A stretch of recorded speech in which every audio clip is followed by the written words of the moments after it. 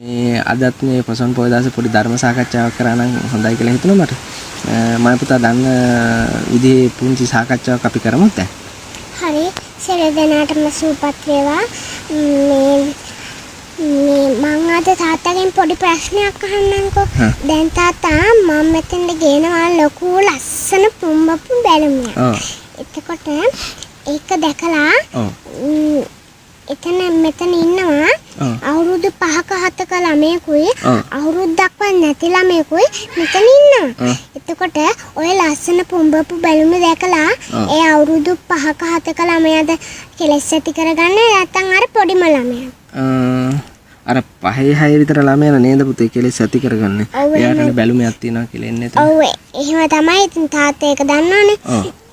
දැන් තාත්තා මේ ඒ පුංචි ළමයාට කෙලෙසයක් තියෙනවා. පුංචි ළමයාටද? ඔව්. ඒ කොහොමද පුතේ? දැන් එයාට බැලුමක් දැන් තාත්තා කියලා ගන්නෑ. බැලුමයා ඒ ලස්සන පුම්බ බැලුම ගෙනල්ලා ඒ පොඩි ළමයා ඉස්සරහින් මේ මෙහෙම වනද්දී හැරි හැරි බලනව නේද? ඔව් එයාට එහෙම පෙන්නවොත් එයා බලනවා තමයි හැරි හැරි. ඇයි දන්නවද? එයාට බැලුම් බෝල කියන එක නැති වුණාට එයාට එළියේ යමක් තියනවා කියලා අදහස තියෙනවා. එළියේ යමක් තියනවා කියලා අදහස තියෙනවා. ඔව් ඒ හින්දා එයාත් අර කෙලස් භූමියට අහු වෙලා තියෙනවා. ඒ කියන්නේ බැලුම් බෝලයක් කියලාම දැනගන්න උවමනාවක් නැහැ. යමක් තියනවා කියලා දැනගත්තත් කෙලස් භූමියට අහු වෙලාම තමයි නේද පුතේ? එතකොට ඒක යමක් මට පුතේ තව චුට්ටක් එක පැහැදිලි කරන්න පුළුවන්ද මම පුතාට? ඔව් තාත්තා. දැන් තාත්තා ඔය පොඩි ළමයා කොහේ ඉද්දී අපි සිලිබිල්ලෙක් ගෙනල්ලා හොලවනවා. එතකොට එයා ඒත් හැරි හැරි බලනවා නේද? ඔව්. එයාට හැබැයි සිලිබිල්ලෙක් කියන එක නැති වුණාට මොකක් හරි යමක් මෙහෙ තියනවා කියන එක තව අදහසක් එළියේ ශබ්දයක් ඇහෙනවා කියලා දැනනවා නේද පුතේ? ඔව්. ඒ හින්දා එයාත් කෙලස් භූමියට අහු වෙලා තියෙනවා. ඒ කියන්නේ මේ සිලිබිල්ලෙක්ගේ සද්ද කියලා දන්නේ නැතුණාට එළියේ සද්දයක් තියෙනවා කියලා එයා හැරිලා බලනවා. ඒ එළියේ යමක් තියෙනවා කියලා දන්න හින්දාම එයා කෙලස් භූමියට අහු වෙනවා කියලාද කියන්නේ? එතකොට හරි පුතේ මට පැහැදිලි ඒක. එතකොට පුතේ අපි දැන් අපිට දැන් එළියේ යමක් හරි. එළියේ යමක් තියෙනවා කියලා දැනගත්ත කෙනාමනේ තව ටික කාලයක් යනකොට නේද පුතේ මේ ඒක සිලිබිල්ලෙක් හරි ඒක ලෝකෙන් අහලා සිලිබිල්ල කියලා ඉගෙන ගන්න. හරි. ඒ යමක් තියෙනවා කියලා දෘෂ්ටිය දාගත්තාම එයා අවිද්‍යාවයි කොහොමද කියන අදහස නේද මම පුතා ඔය කියන්නේ.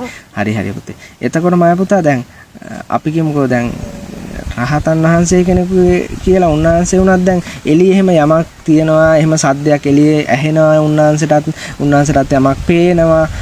එතකොට පුතේ ඒ වුණාට අර පුංචි ළමයාත් රහතන් වහන්සේ කෙනෙකුගේ ස්වභාවයක් කියලා කියනවනේ. ඒ රූපේ පිළිසිඳ දකින්න එයා දක්ෂයි. රහතන් වහන්සේ පිළිසිඳ දකින්න දක්ෂයි. ඒතර පුංචි ළමයා එහෙම දකින්න දන්නේ නැහැ නේද පුතේ? යමක් තියනවා කියලා මෝඩකමේ මෙයා ඉන්නවා. ඒකනේ එළිය අල්ලන්න යන්නේ. දැන් බැලුමේ පෙන්නනකොට එයා අල්ලන්න යන්නේ නේද? එහෙනම් බැලුමේ අපි වනනකොට මට මතකයි එහෙම පොඩි ළමයා අල්ලන්න එනවා. රයිට් හරි. රහතන් මම පුතා ඒ රහතන් වහන්සේගේ රූපේ පිළිසිඳ දකින්න ආකාරයේ චුට්ටි පැහැදිලි කිරීමක් කරන්න පුළුවන්ද මේ වෙලාවේ? මම එක ගිය වීඩියෝ එක තව වීඩියෝ එක තාත්තට හොඳට පැහැදිලි කරලා දෙන්නම්කෝ. හොඳටම. එතකොට තාත්තට තේරෙනවනේ. ඔව් ඒ රූපේ පිළිසිඳ දකින්න විදිහද රහතන් වහන්සේ කෙනෙක්.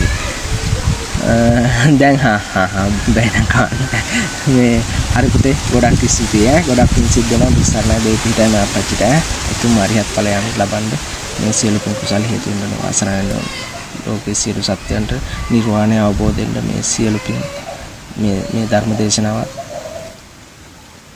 හේතු වෙන්න ඕන උපනිෂ්ක්‍රිය වෙන්න ඕනේ සිපි